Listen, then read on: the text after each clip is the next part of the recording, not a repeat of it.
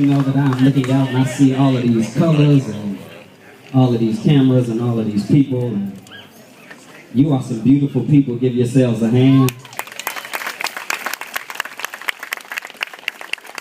I share the sentiment of most of what has been said today. And if there's anything that has been said and I don't share the sentiment, I still appreciate people's courage to speak how they feel and what they think in public. I stand here to proclaim to you that we are so beautiful it is impossible to profile us, because we exist in many different shades of beautiful.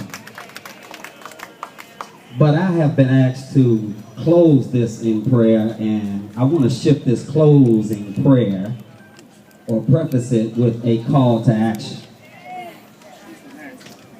If we could be honest in our attempts to cultivate energy and interest around this event and others like it all around the country, we've been met with both an ocean breeze of optimism and the scorching heat of skepticism. In times such as this, both responses are understandable. We've been doing a whole lot of praying. We've been praying a whole lot.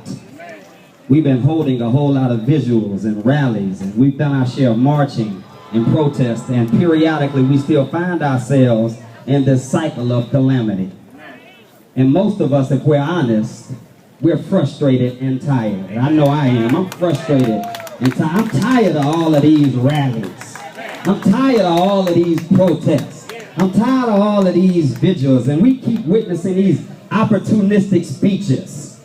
These pop-up prophets who conveniently speak up when an incident becomes popular. Then they electric slide back into the shade of comfort and complacently until the next national tragedy. Where is your politician, by the way? Where is your elected official, by the way? Where's your pastor, by the way? Or your imam? Or your minister? If we could be honest, and I say this as a pastor, but a whole lot of our churches and houses of worship have become valleys of dry bones, sending up shallow shouts on Sunday and remaining silent during the more depressing days of the week.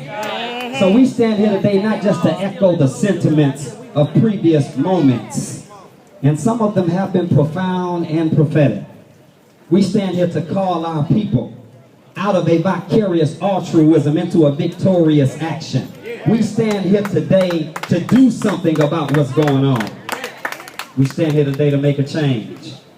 And many of us wonder how we can shift from tears to triumph and how we can change pitiful moments into progressive and productive movements. Well, I submit to you, there is no rocket science formula. This is not algebraic. We have had and we continue to have the power to produce what we want to see in our community. We don't have to wait until the next Trayvon or Terrence or Teresa is senselessly killed. We don't have to remain numb to the injustice of these too little, too late responses from so many quote-unquote leaders who are silent about some of the most pressing matters, not nationally, but locally. Again, I ask, where is your elected official? Where is your pastor? Where is the person who your tax dollars pay their salary and you elect them in office either by going or not going to the ballot box? We got people who sprout up like weeds when the Action News team pull up.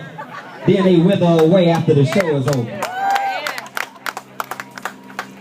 But we can do the work that brings about the change. We can do something about the next Trayvon Martin. We could do something about local issues, infant mortality rates. We could do something about a storm cloud of poor stewardship practices from our local politicians.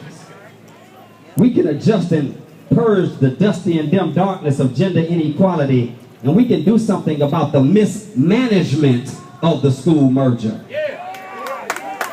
Again, I say that there are things that we can do. In fact, there are things that are already being done. I want to submit to everybody, social justice is not optional, it's optimal. So I stand today to do what our media ought to do but does not do. I'm making a call to action to support efforts that are already in place in this soon-to-be greater city. I want to give some shout-outs and hopefully draw attention to people who need more volunteers, more support, and more resources to guide us into a place where these tragedies and travesties become minimized or non-existent. Here is your call to action. Go find out what the Manor House is under the leadership of Dr. Pete Getke, which aids and helps homeless people in Midtown. We need to support that effort. Go find out what the Hospitality Hub is. Thank God for the Union Mission.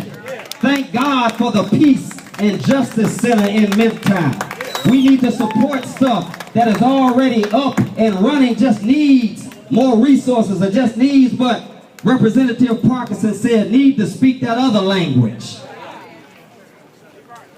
We need to put pressure on all of these elected officials to create a Memphis Black Caucus, to train up and develop young minority leaders to serve the specific needs of marginalized people in the greater Memphis area, instead of just posturing and politicking and smiling when the cameras come around and showboating on the backs of poor and impoverished people who are too apathetic to call them on the carpet.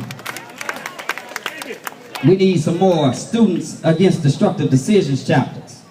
We need to find out what Common Ground is. We need to support MUTV1, a local station that is minority owned. Our call to action is to become informed and involved in efforts that are already taking place. So as I lead us in a closing prayer, keep this in mind. Change does not fly by on the wings of inevitability. We do have what Reverend Whalen called a new PR campaign. We do need to be personally responsible and collectively responsible. We need to synthesize these disconnected efforts to be sure that we are unified enough to not support and sustain a system that keeps treating us like objects and not subjects. We are human and humane people who are deserving of dignity, respect, and love. We are a beautiful people. So let us share this love today, and not just with mouths and minds, but with hands and hearts. Would you reach out and grab a neighbor by the hand?